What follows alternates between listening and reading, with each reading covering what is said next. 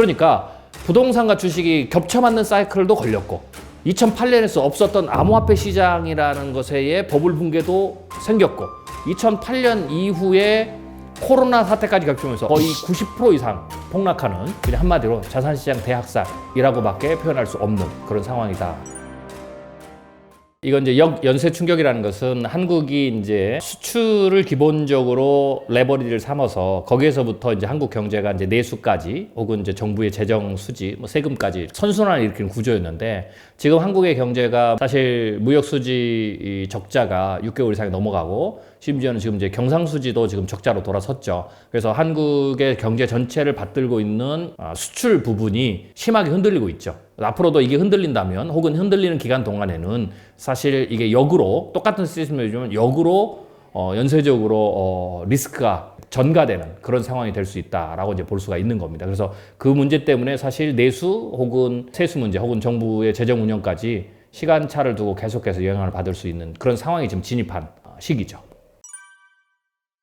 한국의 이제 금융 취약성에서 이제 가장 중요하게 생각해야 되는 것은 일단은 가계부채 부분이 지금 상당히 심각한 수준에 와 있다라고 보면 되고요. 이 가계부채는 사실 부동산 부채와 연관이 돼 있는 거고요. 이 부동산 부채는 사실 부동산의 버블과 연관돼 있는 거죠. 그런데 이 부분이 사실 방아쇠가 당겨지기 전에는 큰 문제는 없습니다. 뭐 부채가 많다고 해서 갑자기 금융위기가 스스로 발생하거나 뭐 그렇지는 않는 거죠. 그렇지만 지금 이제 미국이 기준금리를 올리기 시작하고, 그리고 40년 만에 가장 높은 지금 인플레이션을 잡기 위해서 그것도 굉장히 빠르고 높게 올리고, 높게 올린다는 것은 미국의 어떤 경제도 좀 견디기 힘들 수준으로 올리는 거죠. 그래서 경제를 희생하면서까지 지금 인플레이션을 잡아야 되기 때문에, 그렇지 않으면 인플레이션이 더 큰 문제를 만들어내거든요. 그래서 그걸 잡기 위해서 기준금리를 올리고, 그러다 보면 한국도 빠른 속도로 우리의 경제 수준 혹은 문제들과 상관없이, 혹은 금융 시스템의 취약성 상관없이 같이 올려야 되는 그러한 상황에 있기 때문에 지금이 사실 금융 취약성이 점점점 시간이 갈수록 지금 커지는 상황이고요. 대체적으로 우리가 좀 생각해 보면 앞으로 한 4, 5년 정도가 한국 경제의 가장 위험한, 단기적으로 위험한 구간이라고 볼 수가 있는데, 한 2년 정도, 앞으로 한 2년 정도는 자산시장의 대학살이라고 할 수 있는, 자산시장에서 굉장히 큰 충격을 받는 그런 어떤 시간이 될 거고요. 그리고 난 이후에 실물경기 침체가 추가로 한 2년, 2년 반 이상 좀 가겠죠. 네, 그러한 부분들이 한국 경제가 지금 버텨나가야 될 상황이고, 그 가운데서 현재 부동산 문제라든지 가계부채라든지 그것에 따른 어떤 금융 시스템의 어떤 취약성을 어떻게 극복해 가느냐라는 부분이 지금 가장 중요한 과제로 떠오르고 있다라고 봐야 될 것 같습니다. 보통은 이제 경제가 이제 많은 사람들이 위기를 얘기하면 뭐 위기 얘기를 그렇게 뭐 자주 하냐, 혹은 뭐 위기가 아니었을 때가 있느냐, 뭐 이런 이제 질문들을 해요. 틀린 말은 아니에요. 왜냐하면 위기는 반복적으로 일어나니까. 왜냐하면 위기가 왜 반복적으로 일어나면 경제가 호황과 불황을 반복적 사이클로 가기 때문에 그렇거든요. 그러니까 자산시장도 상승과 하락, 그럼 대상승과 대폭락을 반복적으로 하죠. 그래서 우리가 위기는 반복적으로, 그리고 자산시장도 폭락이 반복적으로 일어나는 거죠. 그런데 이렇게 반복적으로 일어나는데 어떤 특정한 시점에는 대학살에 준하는 어떤 자산시장의 대폭락 혹은 경기 침체가 일어난다라는 거죠. 그런 시점이 가끔 있는데, 물론 이제 그것도 주기적으로 있죠. 그런데 지금 반복적으로 일어나서 우리가 그냥 뭐 의뢰 그러려니 하고 생각할 수 있는 지금 위기가 자산시장에서 굉장히 이 띄엄띄엄 일어나는 그런 어떤 자산시장 대학살이라고 표현할 수 있는 수준의 큰 규모가 이번에 맞춰서 일어난다라는 거죠. 그러면 왜 자산시장이 대학살이라고 말할 만큼 과거 일상적인 것과 다른 더 충격이냐라고 이제 뭐 질문하신다면 이렇게 설명을 하면 돼요. 일단은 기본적으로 자산시장 측면에서 말씀을 드리면, 자산시장의 어떤 대폭락을 만드는, 좀 더 생각하면 이제 주식시장의 대폭락을 만드는 그 사이클이 두 가지가 있는데, 하나는 말 그대로 주식시장의 폭락이에요. 근데 그 주식시장은 사실은 기업의 문제거든요. 그러니까 이것은 채권 시장과 연결돼 있죠. 새로운 기업이 일어나고 그게 매출을 상승하고 뭐 그러면서 버블이 끼고 이러면 그 기업의 주식을 거래하는 게 주식시장이니까 당연히 주식은 오르겠죠. 그럼 주식시장이 떨어진다는 것은 기업의 뭐 좀비기업이 파산을 하고, 그 다음에 기업이 발행한 정크본드가 파산하고 뭐 이런 거죠. 그러면 거기에 딸려 있기 때문에 당연히 주식시장도 하락을 하죠. 그래서 하나의 사이클은 이 기업과 관련돼 있어요. 뭐 혹은 채권 시장과 연관돼 있다 이렇게 얘기할 수가 있죠. 그게 이제 주식 시장입니다. 또 하나는 주식 시장이 똑같이 하락을 하는데 또 하나의 문제는 이 부동산과 연관돼 있어요. 그래서 부동산도 역시 상승을 하고 버블이 끼면 나중에 버블을 털어내는 그런 이제 과정이 있죠. 그런데 이 기업의 사이클보다 이 부동산의 사이클이 사실은 조금 더 깁니다. 기업 같은 경우는 7년, 제가 보기에는 이제 7년 플러스 마이너스로 뭐 짧으면 5년, 길면 10년 뭐 이 사이클로 이제 왔다 갔다 하는데 부동산은 대체적으로 15년에서 20년, 길게는 25년 사이클로 상승과 하락 혹은 폭등과 폭락을 맞죠. 당연히 이제 부동산 기업 자체도 혹은 부동산은 또 금융과 연결되어 있기 때문에 당연히 주식시장에도 영향을 미치죠. 그런데 보통은 이 두 가지가 엇갈려서 맞습니다. 그러니까 부동산 사이클이 뭐 20에서 25년이니까 이렇게 가고 주식은 10년이니까 엇갈려 맞겠죠? 그런데 어느 순간에 이 두 개가 같이 맞을 때가 있어요. 지금 시작되고 있는 위기가 바로 그 시점이에요. 그래서 두 개가 같이 맞기 때문에 충격이 굉장히 크다. 뭐 여러분이 잘 알고 있는 대로 지금 좀비 기업도 굉장히 크고 정크본드도 좀 크고 그 다음에 미국을 포함해서 우리나라도 그렇고 전부 다 전 세계가 지금 선진국의 부동산이 다 올랐잖아요. 그래서 지금 다 같이 하락을 하고 있죠. 그래서 두 가지가 같이 맞는 거고요. 또 하나는 과거에는 없었던 새로운 시장이 만들어졌어요. 그게 뭐냐면 뭐 2020년 서브프라임 사태는 이게 주식시장만 내려갔다가 엄청난 돈을 풀었기 때문에 물론 하락으로 보면 대폭락이지만 그걸 제외하면 그 직전까지 최근에 전 세계의 주식시장의 대폭락은 2008년 서브프라임 사태가 마지막이었죠. 그 이전에는 없었던 그 이후에 새로 만들어진 게 그게 바로 암호화폐 시장입니다. 이 암호화폐 시장이 지금 굉장히 많은 조정을 당했는데도 거의 뭐 70~80% 조정을 당했는데도 현재 남아있는 시총의 규모가 전 세계가 3,000조가 넘어요. 우리나라 돈으로 3조 달러가 넘는 거죠. 그러면 이게 원래 터지지 않았다면 얼마나 됐겠어요? 10조 이상 넘는 그런 그 시장이 2008년에는 없었다라는 거죠. 근데 그 시장이 만들어진 그 시장의 버블이 이번에 똑같이 터져요. 그러니까 부동산과 주식이 겹쳐 맞는 사이클도 걸렸고 2008년에서 없었던 암호화폐 시장이라는 것의 버블 붕괴도 생겼고 그리고 또 하나는 뭐냐면 2008년 이후에 코로나 사태까지 겹치면서 엄청난 돈이 미국의 연준의 대차대표 보면 2배가 뛰었거든요. 엄청난 돈의 유동성이 지금 시장에 들어차 있는 거죠. 이런 것이 지금 한 번에 터지는 거죠. 해소되는 거죠. 그렇기 때문에 이건 거의 역대급이다 라고 이제 얘기할 수가 있죠. 그래서 이것은 자산시장 대학살이라고 즉 모든 자산에서 대폭락이 일어나고 그리고 그 규모도 상당히 큰 규모. 암호화폐 같은 경우는 이제 가장 높았던 그 고점 대비 거의 90% 이상 폭락하는 그런 상황까지도 갈 수가 있겠죠. 부동산도 마찬가지고요. 그래서 부동산 같은 경우는 우리나라도 보는 이미 벌써 뭐 반토막까지 떨어진 데도 있잖아요. 최소 20~30%, 많게는 30~40%까지 지역에 따라서 부동산 가격이 일시적으로 하락하는 뭐 그런 상황이 되고요. 뭐 주식시장도 굉장히 커다란 충격들을 받겠죠. 네, 그래서 이런 것들이 겹쳐 일어나는 채권 시장은 말할 것도 없고요. 그래서 이런 것들이 겹쳐서 그리고 가장 크게 광범위하게 일어나는 상황이 지금 시작되고 있는 위기다. 그래서 이것을 그냥 표현하는 단어는 그냥 한마디로 자산시장 대학살이라고밖에 표현할 수 없는 그런 상황이다라고 할 수가 있겠죠.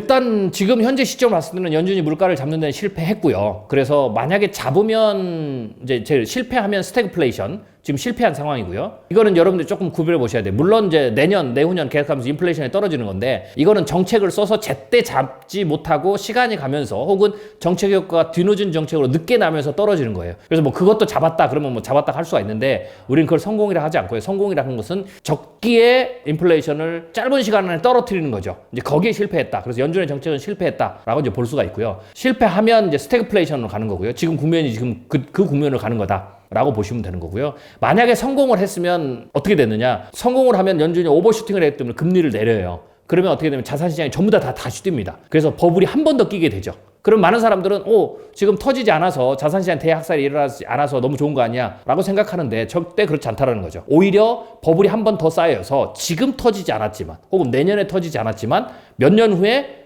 터지는데 차라리 지금 혹은 내년에 터지는 거 훨씬 더 나았다라고 할 수 있을 정도의 충격을 받는 게 되겠죠. 예를 들면 이런 거예요. 제가 코로나19 이전에 한국의 부동산 시장에 대해서 전망을 하면서 지금쯤 한국의 부동산이 가격 정상화 혹은 버블 붕괴가 좀 일어나야 된다라고 이제 시나리오를 발표했어요. 그런데 이제 부동산은 정부의 정책적 개입이 가장 크기 때문에 왜냐면 그건 정권과 연결돼 있기 때문에요. 그리고 부동산 가격이 떨어지면 국회의원도 배지를 내놔야 되잖아요. 그래서 사실 정책적 개입이 가장 심할 수 있는 영역이에요. 그래서 즉 그러니까 시장의 노이즈가 가장 크게 낄 수 있는 거죠. 그래서 경제적 예측만으로는 그 시점을 예측하기 가장 어려운 거죠. 그래서 사실 딜레이를 시킬 수가 있어요. 그런데 제가 그때 뭐라고 그랬냐면 사실 지금 터지는 게 그나마 가장 낫다. 지금 조정을 받는 것이. 근데 만약 지금 터지지 않으면 어떤 일이 벌어지냐면 제 예측은 틀리겠지만 그래서 부동산이 상승하는 일이 계속 일어나겠지만 실제로 이제 그렇게 일어났거든요. 근데 문제는 결국 더 많은 사람들이 부동산에 더 크게 물릴 거다. 그리고 다음번에 터지면 차라리 지금 터지는 것보다 더 큰 어떤 손실, 더 큰 충격이 한국 시장을 강타할 것이다. 라고 이제 이야기를 제가 시나리오를 발표했어요. 사실은 지금 후자가 된 거죠. 그래서 사실 지금 부동산은 왜 그렇게 생각하셔야 되냐면 부동산은 주식은 오늘 떨어지면 충격을 받으면 바로 유동화를 시킬 수 있어요. 근데 부동산은 지금 떨어진다고 해도 팔지를 못해요. 오히려. 그래서 부동산은 유동화율이 현저히 낮기 때문에 사실 그때에 지난 정부 초기에부터 팔지 않고 샀던 사람들이 지난 정부에 올랐던 걸 전부 다 토해낼 수도 있어요. 최악의 경우. 그렇게 되면 사실 이득이 하나도 없죠. 그리고 그 기간 동안 4, 5년 동안 혹은 5, 6년 동안 이자를 냈기 때문에 차라리 그때 팔았던 사람들보다 훨씬 더 큰 손해를 보게 되는 거죠. 그리고 그렇게 함으로써 어떻게 됐습니까? MZ세대들이 전부 다 영끌해서 물렸잖아요. 그럼 부동산 가격이 떨어지면 밑에서 다른 세대가 받아줘야 되거든요. 그 받아줘야 될 세대가 MZ세대였는데 이 MZ세대가 그때 같이 물려들어가기 때문에 지금 떨어지면 왜 충격이 크냐면 받아줄 세대가 없어요. 그래서 폭락률이 하락률이 더 크다라는 거죠. 그리고 충격도 더 크게 간다라는 거죠. 이처럼 결국 제때 터져야 될 때 터지지 않으면 그 당시에는 안 터졌다고 우리가 좋아할 수 있겠지만 혹은 한 번 더 자산이 상승한다고 좋아할 수 있겠지만 다음에 터질 때 더 크게 터진다라는 거죠. 그런 의미에서 만약에 연준이 물가를 잡는 데 성공을 하면 자산시장이 주식시장이 충격이 최소화되고 다시 금리를 내리면서 연준의 피벗 그래가지고 자산시장에 다시 돈이 몰려있으면서 미국의 주식, 한국의 주식이 다시 오른다라는 거죠. 일시적으로 환원할 수 있겠지만 결국은 다음에 떨어질 때는 그 오른 만큼 혹은 그 이상으로 더 크게 떨어질 가능성이 높다. 그래서 연준이 물가를 잡든 잡지 않든 자산시장은 시차의 차이만 있지 엄청난 충격, 자산시장 대학살은 달라지지 않는다라고 이제 예측해 본 거죠.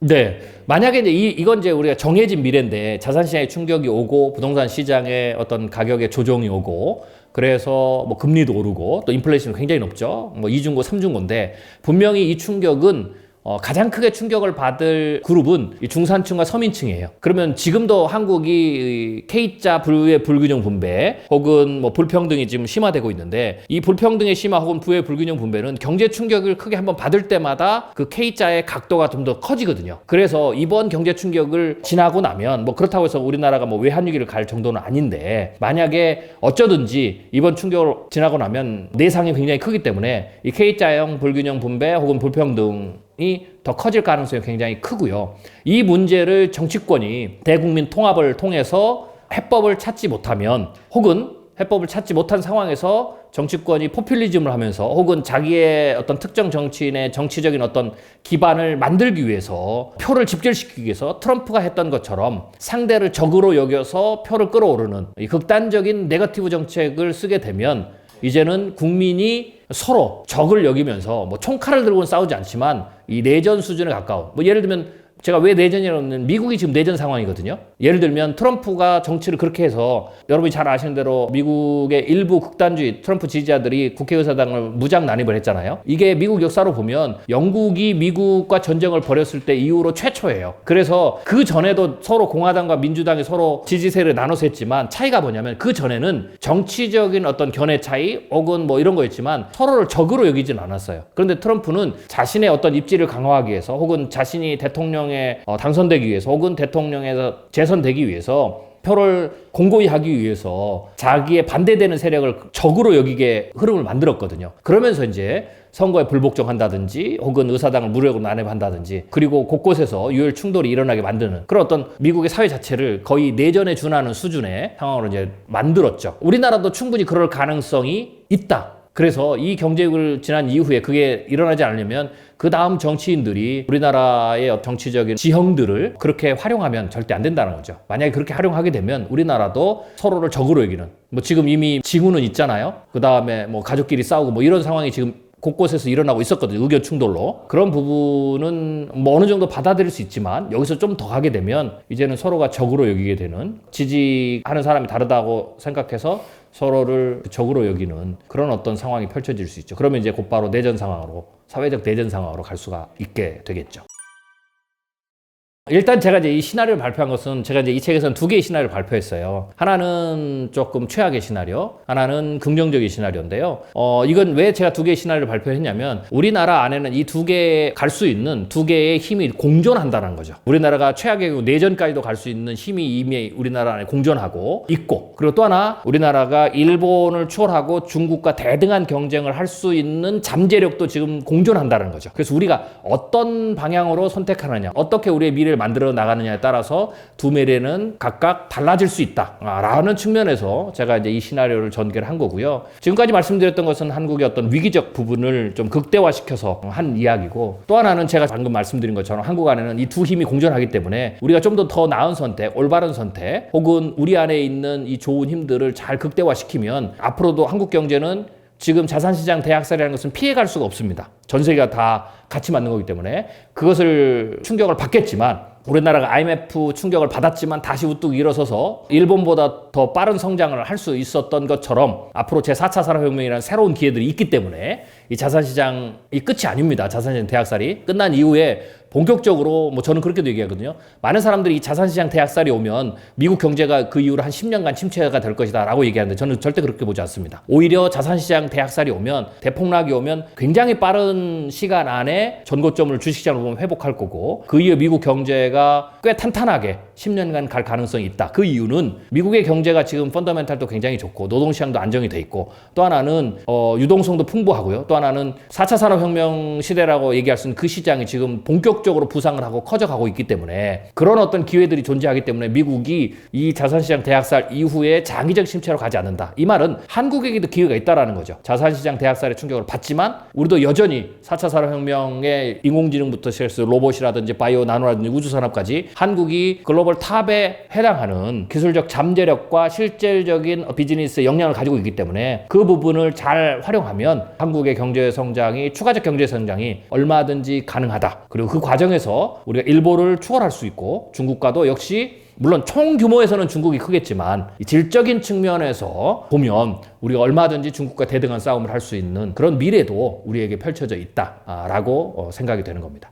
단 이제 우리 한국이 일본을 추월하고 중국과 대등한 싸움을 할 수 있는 잠재력을 가지고 있는데, 문제는 뭐냐면 사실 그 과정 속에서 어떤 상황이 펼쳐지냐면 새로운 산업에서 새로운 도전을 하는 거니까 기존의 예를 들면 30대 그룹의 순위는 바뀌겠죠. 왜냐하면 한국 전체의 경쟁력을 말씀드리는 거니까 기업의 경쟁력은 그 안에서 다르게 펼쳐질 수 있겠죠. 그래서 기업 30대 그룹의 순위가 바뀔 수 있는, 거기에 잘 적응하고 거기에 또 빠르게 대처하는 기업들은 순위가 상승하겠지만, 거기에 뒤처지거나 혹은 미래 산업의 밸런스를 잘 잡지 못하는 기업들은 순위가 이제 내려가는 이제 그런 일들이 벌어지겠죠. 이건 당연히 어떻게 되겠어요? 주식시장에서도 예를 들면 영향을 미쳐서 어떤 기업의 주식은 주식 가격은 자산시장 대학살 이후에 반등을 빠르게 한다든지 혹은 전고점을 쉽게 넘어갈 수 있지만, 어떤 기업은 반등을 못할 수도 있고 오히려 더 하락할 수도 있고 심지어는 시장에서 퇴출당할 수도 있는 거죠. 그래서 그런 다양성이 존재한다라는 거, 이런 부분들은 또 여러분들이 덤으로 좀 알아두시는 게 좀 필요할 것 같습니다.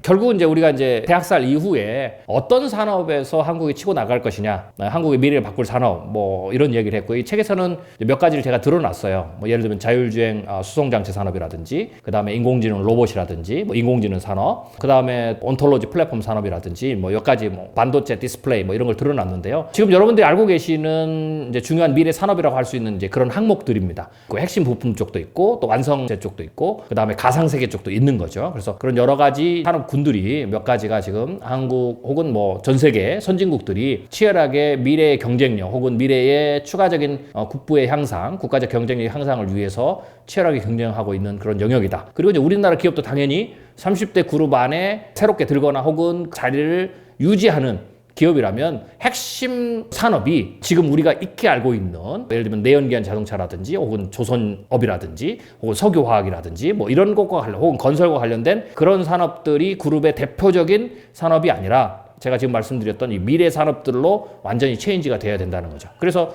뭐 여러분들이 거꾸로 좀 평가한다면 그룹의 미래 산업을 봤을 때 핵심 메인 산업이 무엇이냐? 그게 우리가 익히 알고 있는 과거의 산업이냐? 아니면 지금은 시장 규모가 작고 매출이 적지만 미래에 점점 커져갈 그런 산업이냐라는 부분들을 가지고 그 기업의 미래를 판단하는 것도 굉장히 큰 도움이 될 거다라고 생각이 됩니다.